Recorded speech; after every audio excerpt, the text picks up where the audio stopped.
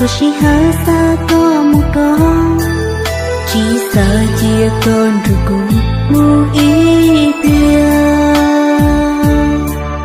Có thìa vô tu cứ sợ nhỏ riêng, tu sợ nhỏ đời có sợ mòn. Thôi chỉ hở xa mua có sự, chỉ sợ chia con rồi cũng ngu ý bia.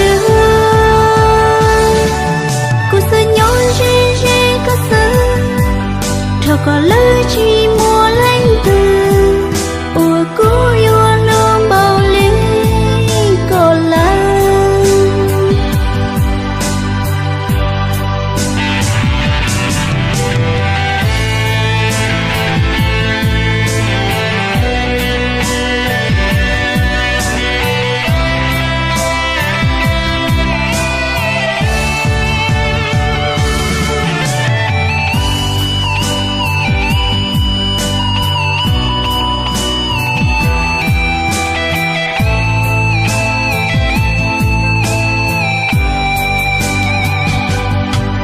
Cô sẽ nhon đời có sương đĩa, thu thu mô xa mua con gió, xa bừng đôi có ý ra ta mô ly.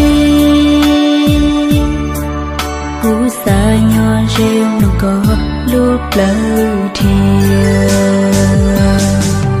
Cô xa nhon đời có sổ mòn, thu chỉ hơi xa mua có sương, chỉ sợ chia con rồi cùng mua ý bia. Cô sợ nhỏ rê có sợ, cho có lời chỉ mua lánh từ ủa cố yêu luôn bao lý có lắm.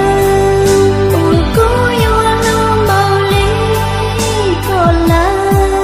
Cô sợ nhỏ đời có ý ra, số chỉ hở xa có một con, chỉ sợ chia con rồi cũng ngu ý bia.